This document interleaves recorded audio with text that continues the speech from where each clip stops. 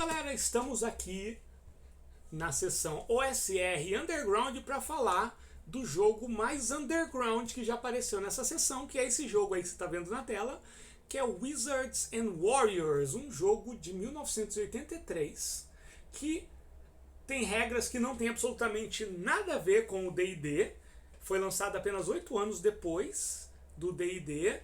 E ele é extremamente minimalista, ele não tem nem 10 páginas. Essa é a versão do jogo, né? E ele foi criado aí pelo Matt Welch e pelo Jeff Hammons. Ele tem umas regras minimalistas, muito simples.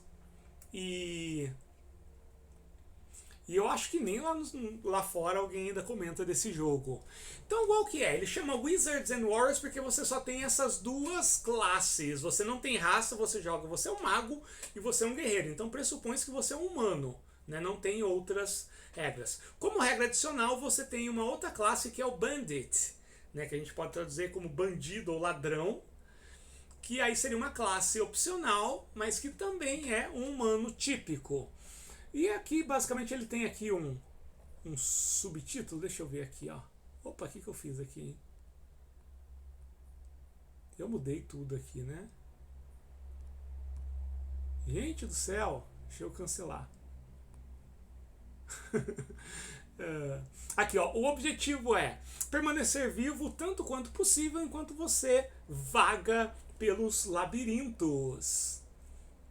Aí tem um outro aviso aqui que é: esse é um jogo de RPG e deve ser jogado como um.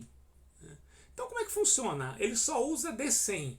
Então todo o personagem ele tem uma tabela, quanto que ele precisa tirar para atacar os monstros. São só 5 monstros: Snake, que é o King Cobra, então é uma cobra gigante, Orc, Skeleton, Demon e Dragon.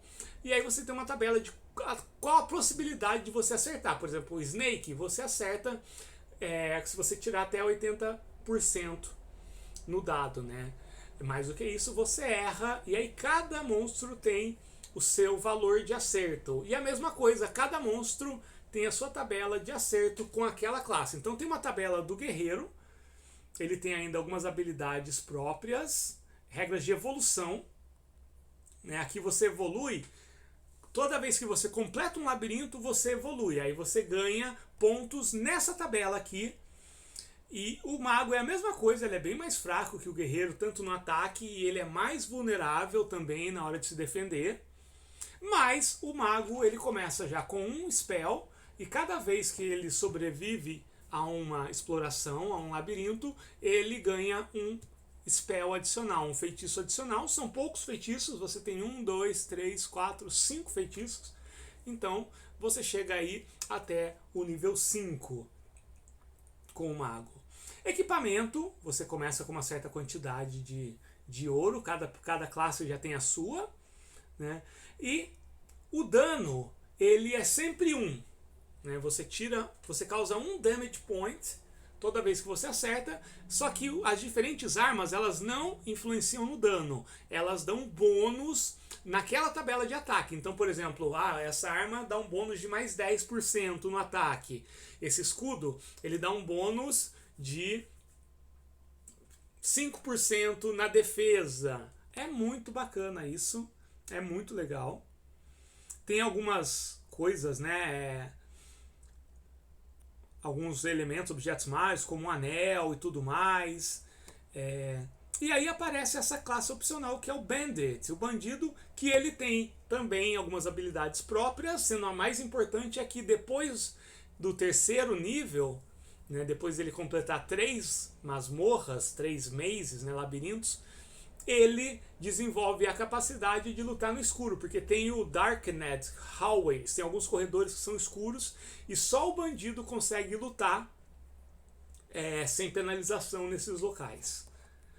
E aqui tem um pequeno glossário, né? Bags of Gold, que é a medida. Aqui tem o bestiário, falando quantos damage points, pontos de dano, cada criatura consegue resistir. A maioria é 1 ponto, mas tem alguns de 2 e tudo. E aqui tem outras coisas, né? Portas encantadas, cavernas, armadilhas, corredores escuros, fossos, né? Paredes que se movem e tudo mais. E aí também, quando isso acontece, você tem, cada classe tem uma certa porcentagem de passar por isso sem sofrer dano.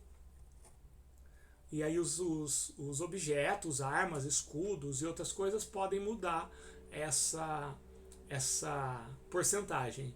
E por fim termina aqui com a classe, com a ficha de personagem, que basicamente é isso, tem várias aqui, né? Acho que os caras esperavam que você recortasse e tudo mais. Então esse é o jogo, ele é muito simples, né? Não tem muito espaço para roleplay nem nada. Ele é minimalista, né? Eu acho que na época isso deve ter parecido tão estranho, e hoje em dia a gente vê que é um jogo minimalista que você pode aí colocar a profundidade que você quiser ou jogar como só se fosse um dungeon crawl. Eu criei várias regras quando eu apresentei isso para os meus alunos. E é muito legal para apresentar essa questão do dado de 100, né, da porcentagem em jogos, que tem pessoas que não entendem. Principalmente a galera que está começando agora, ou que só conhece D&D e tudo, é muito legal.